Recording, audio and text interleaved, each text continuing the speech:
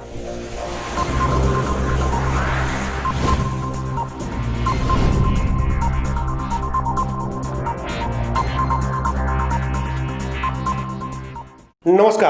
Buxar top news अपनी विशेष प्रस्तुति में विधानसभा चुनाव को लेकर विभिन्न दलों की राय, उनके दावे तथा चुनाव के संदर्भ में उनकी तैयारियों को लेकर लगातार उनके साक्षात्कार प्रकाशित कर रहा है।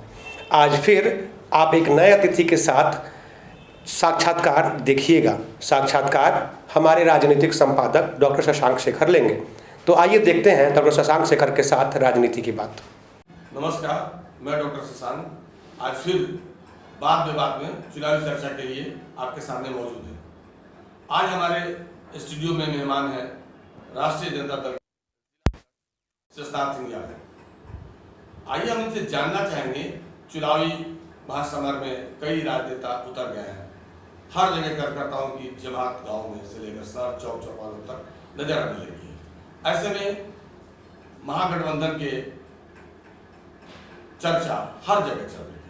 महागठबंधन के प्रत्याशी कौन होंगे, किस इलाके के कितने दमदार प्रत्याशी उतारेंगे, आखिर एनडीए को जो टक्कर देनी है।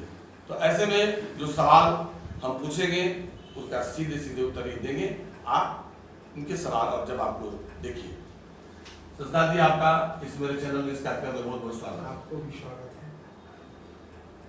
अब चुनावी समय शुरू हो चुकी है और आप भी पूरी व्यस्तता के बीच अपने पार्टी कार्यकर्ताओं से मिलते जुलते चल रहे हैं। क्या लग रहा है कि बक्सर जिले की चारों विधानसभा सीट पर क्या हालात रहेंगे? अब तक क्या सिनेरियो है अपनी नजर में? अब देखिए, पिछली बार जो चुनाव हुआ था उसमें तो चारों सीट महागठबंधन जीता था। अब नीतीश कुमार जी चले गए बीजेपी के साथ और जो महागठबंधन है वो बिल्कुल इंटैक्ट है। और फिर मैं आपके साथ आपके स्टूडियो में यह बात दावे के साथ कहना चाहता हूं कि फिर चारों का चारों सीट हम लोग इतनी उम्मीद के साथ आप जो बात बोल रहे हैं, लेकिन जो भी आपके प्रत्याशी नीतीश कुमार के एनडीए में जाने के बावजूद जो प्रत्याशी आपके बच गए हैं, बक्सर में सदर विधायक कांग्रेस के मुन्ना तिवारी हैं और ब्रह्मपुर में शंभुनाथ यादव आप ही के पार्टी राजद के हैं, लेकिन इन लोगों का कार्यकाल कितना बेहतर रहा ये जनता जानना चाहती है आपके मुंह से। देखिए, कार्यकाल इन लोगों का अच्छा रहा, बुरा कार्यकाल नहीं रहा। जनता वोट देती है सरकार के उम्मीद पर कि सरकार किसकी बन रही है, और इस बार जो जनता है वो सिर्फ तेजस्वी की तरफ देख रही है। नीतीश कुमार को जनता ने रिजेक्ट कर दिया है। विधायक अगर थोड़ा काम नहीं भी किया है तो मुख्यमंत्री बनाने के लिए तेजस्वी जी को वो वोट उसको करेगी। गठबंधन का चाहे जो भी उम्मीदवार, जैसे डुमराव और राजपुर को ही ले लें, राजपुर स्वच्छित एरिया है और वहां से लगातार इस बार तीसरी बार प्रदेश के परिवहन मंत्री चुनाव मैदान में है।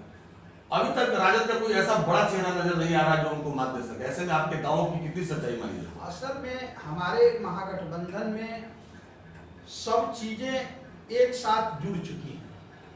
केवल घोषणा करना है और उम्मीदवार, हमको लगता है कि 4-5 उम्मीदवार हैं। पार्टी किसको निर्णय करती है उसको वोट। मैंने तो पहले ही कहा कि जनता सिर्फ तेजस्वी को मुख्यमंत्री बनाने के लिए तैयार है। वो कैंडिडेट की तरफ कम देख रही है, ज्यादा तेजस्वी की तरफ देख रही है, ज्यादा बिहार में सरकार हमारी बन जाए उसकी तरफ देख रही है। कैंडिडेट का कोई मतलब नहीं है। कोई नहीं मतलब है कैंडिडेट का। अगर कैंडिडेट अब मिनिस्टर हैं निराला जी, तो हम कहां से मिनिस्टर लाएंगे? हम तो किसी साधारण कार्यकर्ता को ही उस क्षेत्र में खड़ा करेंगे ना, जो मेरा काम करने वाला। लेकिन पता तो ये चल रहा है कि आप भी आयातित कार्यकर्ताओं को राज्य विधानसभा में उतारने के फेरे में नहीं, जो धन वाली पशु वाली और वैसे वाले नहीं, राष्ट्रीय जनता दल धन पशुओं के तरफ कभी देखा ही नहीं है। वो कार्यकर्ताओं की तरफ जो काम करने वाले लोग हैं, जो पार्टी के प्राथमिक सदस्य हैं, जो पार्टी के मेंबरशिप में काम किए हैं, संगठन में काम किए हैं, उनको टिकट मिलेगा। दूसरे को टिकट यहाँ नहीं मिलने वाला है। भीड़ तो लगी हुई है, लाइन भी लगाए हुए हैं लोग कि मिल जाए, क्योंकि अन्य पार्टियों में जिस तरह होता है राष्ट्रीय जनता दल में उस तरह नहीं हो रहा। आपने सुना सिद्धार्थ जी का मानना है कि राजद में पार्टी के समर्पित कार्यकर्ताओं को ही टिकट मिलेगा। अब डुमराव इलाके में इनको ले चलते हैं। डुमराव विधानसभा क्षेत्र में एक बाहुबली विधायक जनता दल यू के चुनाव लड़ रहे हैं, ददन पागवान। ऐसे में पिछली बार तो आरएलएसपी के वहां कैंडिडेट थे, इस बार आपकी ओर से कौन सा ऐसा तुरुप का पत्ता उनके सामने रखा जाएगा ताकि आपकी नहीं पार हो जाएगी? नहीं, उस देखिए और तुरुप के पत्ते के बारे में मैं नहीं अभी बता सकता हूँ, उस बारे में मेरा कुछ नहीं कहना है। लेकिन पिछला जो चुनाव हुआ उसके प्रत्याशी महागठबंधन के ददन जी थे। ददन जी ने एक सम्मानजनक वोट से चुनाव जीता भी, लेकिन अब वो एनडीए में चले गए नीतीश कुमार के साथ, और हमारा कोई भी कैंडिडेट वहां खड़ा होगा तो ददन जी को इस बार चुनाव हारना है। यह तय है कि ददन जी को चुनाव हारना है, क्योंकि बदला जनता ले रही है नीतीश कुमार के पलटी मारने का। जिस तरीके से, जिस उत्साह और जिस लगन के साथ, जिस त्याग और तपस्या के साथ जनता ने वोट किया था महागठबंधन को कि नीतीश कुमार जी आएंगे, मुख्यमंत्री बनेंगे और राष्ट्रीय जनता दल के साथ से यह बिहार चलाया जाएगा, उस सपने को चकनाचूर किया है नीतीश कुमार ने। तो उसका खामियाजा तो ददन जी को भोगना पड़ेगा, यह तय है। नेता का खामियाजा कार्यकर्ता भोगेंगे, निश्चित रूप से भोगेंगे। तो 15 साल तक बिहार को ये आपके दल के लोगों ने बर्बाद किया, कई तरह के चाल हुआ, तेजस्वी यादव भी उसे छूते नहीं रहे हैं, तो ऐसे में कैसे जनता उनको क्या 15 साल में बर्बाद किया भाई? नीतीश कुमार ने 15 साल में तो पूरे देश की स्थिति को बदतर कर दिया, राज्य की स्थिति को बदतर कर दिया। जो हमारा बेस लाइन है, जिस पर हमारा पूरा बिहार के 12 करोड़ 14 करोड़ जनता टिकी हुई है, बच्चों का भविष्य है, वो स्कूल को ही बर्बाद कर दिया नीतीश कुमार ने। और सारी बातों को मैं छोड़ दे रहा हूँ। जिस सपना से, उत्साह से अपना खेत बेचकर, अपना पेट काट करके लोग अपने बच्चों को पढ़ाते हैं, आज जाइए देखिए सरकारी स्कूलों की क्या स्थिति। एक स्कूल में मैं देख रहा था, फेसबुक पर चल रहा था, लोग इंटरव्यू ले रहे थे, स्कूल के टीचर स्वस्थ और अस्वस्थ नहीं लिख पा रहे हैं। आपके जब सरकार का कार्यकाल था तो विद्यालय में भैंस बांधी जाती थी और कहीं कि वहाँ टीचर होते ही नहीं थे, और इधर तो कहें कि वर्तमान सरकार में कुछ टीचर नजर भी आ रहे हैं, भले वो कमजोर हो। ये प्रचार था। मेरे समय में ही 40,000 शिक्षकों की बहाली हुई थी, जो आज उसी बेस पर स्कूल टिका हुआ है। वो बीपीएससी, बिहार पब्लिक सेवा सर्विस कमीशन से वो शिक्षक बहाल हुए थे, जो आज भी उस स्कूल को चला रहे हैं। भैंस विद्यालय और चरवाहा विद्यालय, ये तो लालू प्रसाद का एक बड़ा सपना था, जिस सपना को विरोधियों ने उल्टे तरीके से प्रचार किया।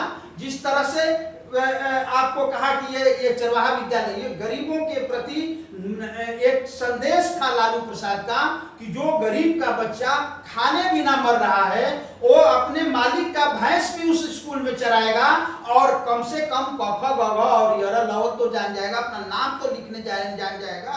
ये सपना था उसका। लेकिन इसको लोगों ने दूसरी तरफ से घुमा करके कहा कि ये चरवाहा विद्यालय खोल। अच्छा, लॉकडाउन के दौरान जो है कि आपकी पार्टी काफी असंवेदनशील रही है। सैकड़ों किलोमीटर, हजारों किलोमीटर दूर से चलकर मजदूर अपने गांव बिहार को लौट रहे थे लॉकडाउन में, और ऐसे में जिस नेता की बात आप कर रहे हैं कि तेजस्वी को मुख्यमंत्री बनाने के लोग तैयार है इस बार, वो पूरे बिहार के संयोजन से गायब नजर आते हैं, कैसे बनेंगे? ये आप नहीं कर सकते। अगर लॉकडाउन में सबसे ज्यादा कोई एक्टिव था तो उस आदमी का नाम है तेजस्वी प्रसाद यादव। आप देखे होंगे, हम बिहार की सरकार को बस दे रहे थे, हम वो पहला आदमी है जो पैसा दिया, अपना सैलरी काट के दिया, और अपना जो एक बंगला था, जिस बंगले में उप मुख्यमंत्री की हैसियत से वो रहते थे, उस बंगला को उन्होंने क्वारंटाइन सेंटर के लिए मुख्यमंत्री नीतीश कुमार जी को दे दिया। और वो चाहे जहां रहे हो, बक्सर में रहे हो, पटना में रहे हो, दिल्ली में रहे हो, जहां भी रहे हो, अपने साधन के माध्यम से मद्रास, केरल, बंबई और पुणे में जहां मजदूर फंसे हुए थे, वहां उन्होंने प्रयास किया कि उनको खाना मिल जाए और वो वहां से वापस आ जाए। सरकार को चिल्लाते रह गए, कार्यकर्ताओं को उन्होंने निर्देश दिया था। हम लोग दिन भर घूमते थे गाड़ी लेके, हर बॉर्डर पर हम लोग घूमते थे और लोगों को पहुंचाते थे। उतना संवेदनशील तो मुझे लगता है कि बिहार नहीं, देश में कोई लीडर नहीं। तो क्या लगता है कि इस बार के चुनाव में आपके या और आपकी पार्टी के लोगों द्वारा मजदूरों के लिए जो किया गया है उसका लाभ मिलने वाला है? मिलेगा, निश्चित रूप से मिलेगा। आप देख लीजिए, आप ही के जैसे पत्रकार लोग हैं, गांव में घूम रहे हैं, देख रहे हैं, सर्वे कर रहे हैं, लोग कह रहा है कि नहीं इस बार तेजस्वी नीतीश कुमार नहीं। नीतीश कुमार की तो दुर्गति, इनके तो नेता और जो मंत्री हैं वो तो गांव में जाना भी नहीं चाहते। डर है उनको कहीं कि जनता हमें अवॉइड करेगी, जनता हमें वहां से खदेड़ देगी। ये परिस्थिति पैदा हो गई है। चलते चलते एक सवाल और भी कि जब से आपके पार्टी के प्रदेश अध्यक्ष जगदानंद सिंह बने हुए हैं, आपकी पार्टी गरीब गुरबों की पार्टी कही जाती है, जरूरतमंदों की पार्टी कही जाती है और अक्सर सबके लिए आपके पार्टी का कार्यालय का दरवाजा खुला रहता है। लेकिन हाल के दिनों में सुनने में आया है कि आपके जब से जगदानंद पार्टी के प्रदेश अध्यक्ष बने हैं, राजद कार्यालय में कार्यकर्ताओं को समय लेके ही जाने की इजाजत दी गई है, आम कार्यकर्ता मिल नहीं सकते। बिल्कुल बिल्कुल सही बात है आपका। हमको अगर पटना से जाना है बक्सर और अपने प्रदेश अध्यक्ष जी से मिलना है तो आप प्रदेश अध्यक्ष जी का 24 घंटा फोन खुला हुआ है, आप समय ले लीजिए, चले जाइए, मिल लीजिए, बैठ लीजिए वहां। लेकिन ऐसा नहीं है। जगदानंद सिंह ने पार्टी का कार्यभार जब से संभाला है, पार्टी का कायाकल्प हो गया है, पार्टी के ऑफिस का कायाकल्प हो गया है। आप किसी दिन जाकर के देखिए कि पार्टी का कार्यालय किस तरह का बना है।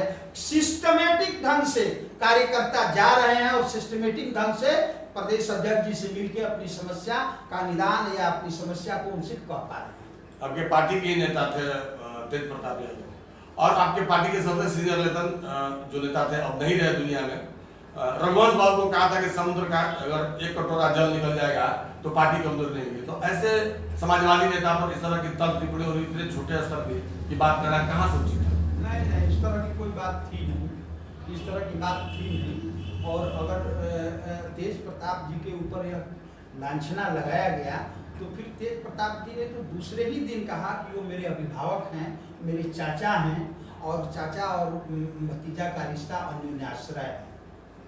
तो आपने देखा शेषनाथ जी का सीधे सीधे कहना है कि इस बार लोग कार्यकर्ता को नहीं देख रहे हैं, इस बार सिर्फ नेता बदलने की बात हो रही है और यहाँ की जो जनता है वो नीतीश कुमार से उभी हुई है और सिर्फ तेजस्वी को ही ये अपना नेता मानती है। ऐसे में बिहार में महागठबंधन की सरकार बनेगी और बक्सर के चारों विधानसभा सीटों पर बड़ा परिवर्तन होगा और महागठबंधन के ही प्रत्याशी जीतेंगे।